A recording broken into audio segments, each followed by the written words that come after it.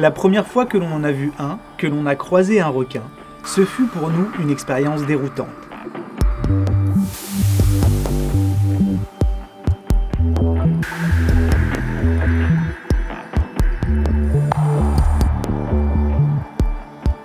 D'abord intimidé, sur le qui-vive, le cœur au ralenti, la peur s'est rapidement muée en un apaisant sentiment d'humilité.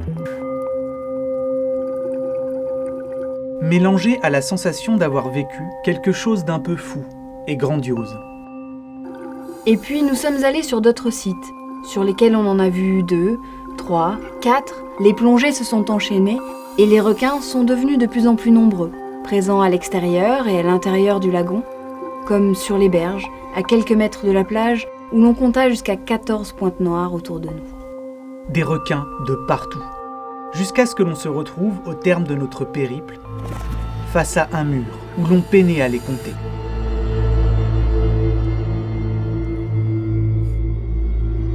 Dans cet environnement où l'on pouvait croiser 200 à 300 squales par plongée, évoluaient volant en escouade des raies léopards, d'énormes napoléons, des bancs de poissons par milliers, et sur le fond, tapissés par des draperies de coraux chatoyants, fouissaient et vivaient des centaines d'autres espèces diverses et variées. Dans l'équipe, personne n'avait jamais vu un tel rassemblement, une telle concentration de vie sous-marine au même endroit.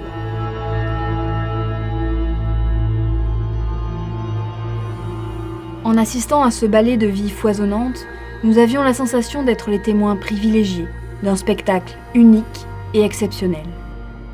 Mais cet environnement l'était-il vraiment exceptionnel ?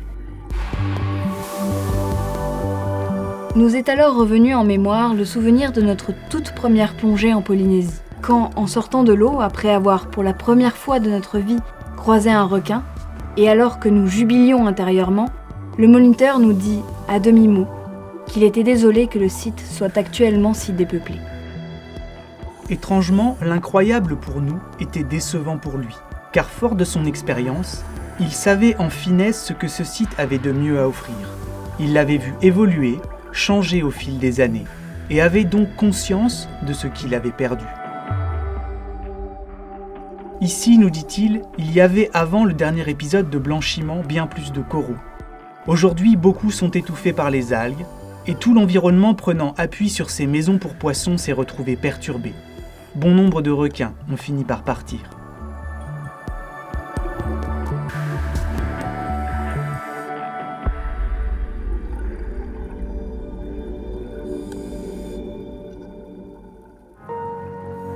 Tout ceci, nous ne l'avions pas vu. Et ce n'est que plus tard, en plongeant sur des écosystèmes équivalents mais cette fois-ci en bonne santé, que nous avons saisi ce qu'il voulait dire. Nous avions, lors de nos premières plongées, pris un récif légèrement endommagé pour un paradis, qui, bien qu'il ne le soit pas, restait en l'état bien plus impressionnant et riche que tout ce que nous avions pu voir, Théo et moi, au cours de notre courte vie de plongeur. Avec pour seul point de comparaison notre vécu, n'ayant jamais eu l'occasion de plonger sur un récif corallien en parfaite santé, nous n'avions pas remarqué que la faune sur ce site était petite et en nombre plus réduit.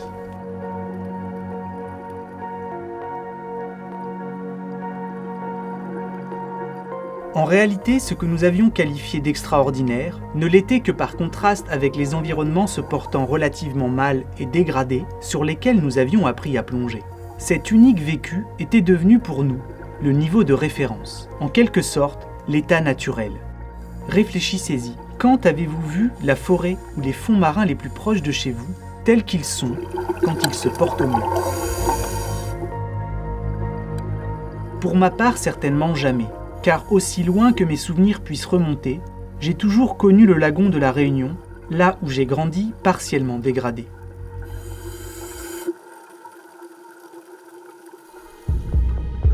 Et cet état, celui d'un récif caractérisé par des coraux fatigués et où beaucoup des gros poissons ont déjà été prélevés, est devenu pour moi, lors de mon enfance, une norme. 25 ans plus tard, comme beaucoup de ceux qui connaissent ce lagon depuis longtemps, il m'arrive de me dire en m'y baignant « Sérieux, il a encore pris cher ». Alors que la majorité des touristes, ne l'ayant eux pas connu avant, s'esclaffent. C'est dingue, le nombre de poissons ici, c'était vraiment incroyable. De ce point de vue-là, voir 3 requins en 1 heure de plongée, c'est plus que bien. On pourrait se demander, dans le fond, quel mal y a-t-il à prendre le dégradé pour normal et le normal pour exceptionnel ? En fait, considérer ce qui a été un peu bousillé comme de petits coins de paradis en dit beaucoup sur l'état général de nos écosystèmes et pose aussi problème sur le long terme. Car la plupart d'entre nous, en ne connaissant depuis toujours que des environnements naturels déjà abîmés, en avons fait une norme intérieure. En ignorant ce à quoi la nature pouvait bien ressembler avant, nous prenons le risque de ne pas voir nos environnements comme étant dégradés, étant donné que cet état est déjà souvent devenu pour notre génération habituel. Dès lors, tout ce qui se porte bien, en un sens, dépasse les bornes, est hors de notre norme, et donc perçu par nous comme exceptionnel.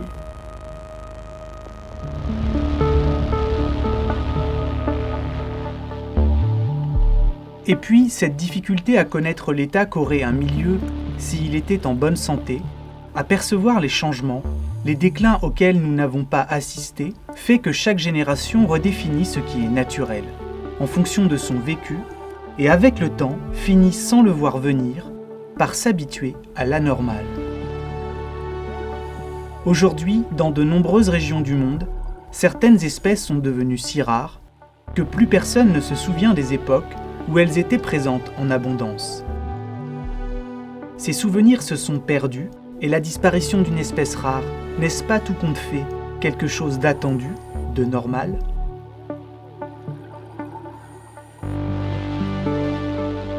Le danger est là. Comment savoir ce que l'on a perdu si on ne l'a jamais vu ? Comment préserver et sauvegarder si on ne connaît pas l'état précis de ce qui nous a précédés ? Qui, parmi nous aujourd'hui, ne trouverait pas incroyable de croiser un loup en forêt ? Si nous ne sommes même pas capables d'identifier ce que nous perdons, alors peut-être arrivera-t-il un jour où nos enfants considéreront comme exceptionnel de voir un poisson baigner dans autre chose que du citron. De la même manière, si l'on pouvait téléporter un pêcheur d'aujourd'hui au début du siècle dernier, il y a fort à parier qu'il ait l'impression de remonter dans ses filets des prises hors normes, énormes. Étant donné qu'au cours des 50 dernières années, nous avons prélevé 90% des gros poissons des océans, et par là même changé le niveau de référence à l'échelle du globe de générations entières de ceux qui vivent de la mer. Et c'est bien parce qu'au cours des 50 dernières années, plus de 20% des récifs coralliens ont disparu et qu'une grande majorité est en mauvaise santé, que les milieux relativement pauvres en coraux, comprenant de moins en moins de petits animaux et encore moins de gros, sont devenus pour nous comme attendus. Sauf qu'en réalité, si les récifs coralliens se portent bien, ils sont naturellement peuplés de quantités de gros poissons et de requins. Car sous l'eau, dans bon nombre d'écosystèmes marins en bonne santé, les pyramides de biomasse sont inversées. Ainsi, si vous pesiez tous les animaux d'une barrière de corail pleine de vie, vous obtiendriez bien plus de masse au sommet de la chaîne alimentaire qu'à sa base. Dans certains cas, les prédateurs peuvent compter pour près de 85% de la biomasse animale totale d'un récif. C'est un peu comme si, dans les vastes plaines du Serengeti, on se retrouvait avec en moyenne 5 fois plus de lions que d'herbivores. Cette bizarrerie de pyramide inversée qui peut sonner comme étrange à nos oreilles de créatures terrestres est sous l'eau majoritairement la norme lorsque les écosystèmes sont au sommet de leur forme. En gros, les petits animaux, situés en bas de la chaîne alimentaire, y sont capables de se renouveler et grandir si rapidement qu'ils permettent, grâce à leur production continue de matière organique, à un très grand nombre de prédateurs de trouver de quoi se nourrir.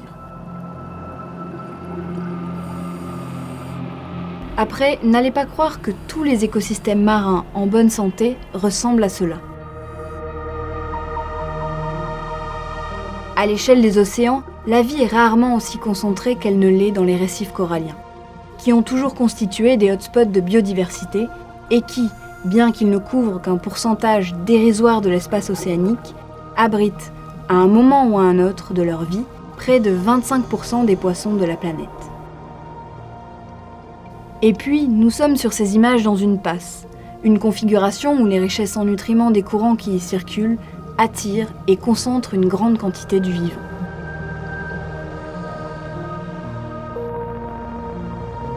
Ailleurs, dans les océans, la vie est plus diluée et ne s'épanouit pas nécessairement près des côtes. D'ailleurs, si on la considère du point de vue des quantités, on constate que la totalité des poissons, requins, mammifères marins, mollusques et autres crustacés ne représente même pas 1% de l'ensemble de la faune marine. En réalité, la grande majorité du vivant océanique est constituée par un petit peuple qui n'est pas suffisamment grand pour être vu par nos yeux. Un petit peuple invisible, mais qui représente 98% de la biomasse des océans. Si vous récoltiez 1 litre d'eau de mer à proximité de la surface pour l'étudier au microscope, vous y trouveriez, en suspension en train de barboter, des dizaines de milliards de minuscules micro-organismes. En nombre et en moyenne pour chaque litre, près d'1 million de microalgues, 5 millions d'unicellulaires, 1 milliard de bactéries et des dizaines de milliards de virus. On estime qu'à eux seuls, l'ensemble des virus présents dans les océans contiennent autant d'atomes de carbone que 250 millions d'hypothétiques baleines à bosse. Invisibles à l'œil nu, dans les eaux proches de la surface, là où le soleil perce, on retrouve en quantité du phytoplancton, des organismes microscopiques qui pilotent en grande partie la santé de nos océans.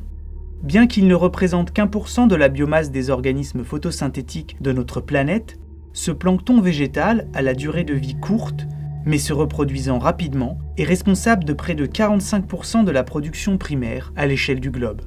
De par ce renouvellement continu, le phytoplancton est à la base de bon nombre de chaînes alimentaires et permet l'existence de nos pyramides inversées. Et puis, non content de faire que boire la tasse revient à ingurgiter une soupe microbienne nourrissante, l'incroyable performance du phytoplancton, dans sa capacité à se renouveler, permet la production de la moitié de l'oxygène de notre planète et contribue à la régulation des taux de dioxyde de carbone atmosphérique. Car en fixant une partie du CO2 dissous dans l'océan dans son organisme, le plancton d'origine végétale contribue à réguler le climat, et cela en étant indirectement à l'origine de la plus grande migration animale de notre planète. Tous les jours, à l'échelle de l'ensemble des océans, un peu avant le coucher du soleil, le zooplancton, constitué d'une myriade de petits animaux microscopiques présents dans les premières centaines de mètres sous la surface, remonte pour venir se nourrir du phytoplancton. Et lorsque petit matin, ce plancton d'origine animale replonge se mettre à l'abri des prédateurs dans les profondeurs, il emporte avec lui le CO2 fixé dans les organismes photosynthétiques qu'il a ingurgité.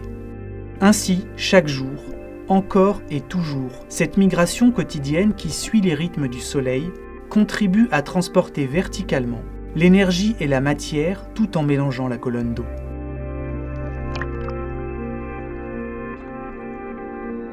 Cette animation donne à voir sur plusieurs années l'évolution des concentrations en chlorophylle à la surface des océans. On y voit la signature de l'activité planctonique qui se concentre souvent le long des côtes et le long de l'équateur, tout en se déplaçant légèrement au rythme des saisons et en étant souvent corrélée avec la présence de courants froids riches en nutriments. Ces remontées d'eau profonde qui se concentrent essentiellement le long des bords des bassins océaniques présentent des biomasses et une biodiversité qui, bien que plus diluée, est souvent plus importante que les récifs coralliens. Et devant une telle opulence d'activité du vivant microscopique à la surface des eaux, on pourrait être tenté de penser que, sur notre planète, la vie en termes de diversité se concentre dans les mers. Mais ce n'est étrangement pas le cas, car en réalité, même si 99% du volume disponible pour l'épanouissement de celle-ci sur Terre se trouve bien dans les océans, ces derniers n'abritent qu'un petit 13% des espèces répertoriées du monde vivant. L'explication de ce décalage en apparence extrême est à chercher dans le fait que les conditions régnant sous la surface sont, comparées à celles des continents, relativement stables sur le long terme, une caractéristique qui favorise moins l'apparition de nouvelles espèces.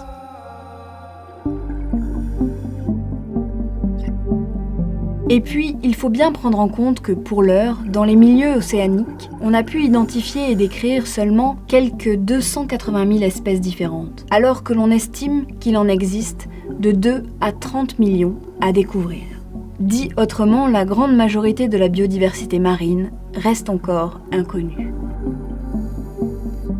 Maintenant, plus que jamais, il est essentiel de s'intéresser à nos méconnaissances, de savoir à quoi les environnements ressemblaient et ressemblent, afin de perdre ces habitudes de voir comme normales et naturelles des choses cassées.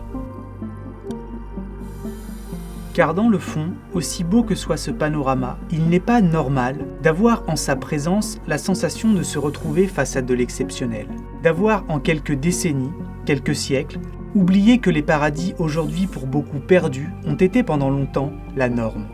Ces hotspots de biodiversité, refuges spectaculaires d'une vie foisonnante sont aujourd'hui devenus l'exception.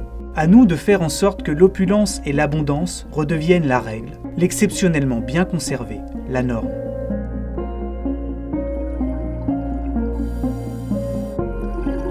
Merci à toute l'équipe de Top Dive de nous avoir accompagnés en Polynésie. Foncez la tête la première, plongez avec eux si vous en avez l'occasion. Clairement, des projets aussi ambitieux ne pourraient pas voir le jour sans tous ceux qui nous soutiennent et apportent de grandes bulles d'air et un peu de liquide à nos projets. Jetez-nous donc une petite pièce dans le chapeau. Glou glou. Glou glou.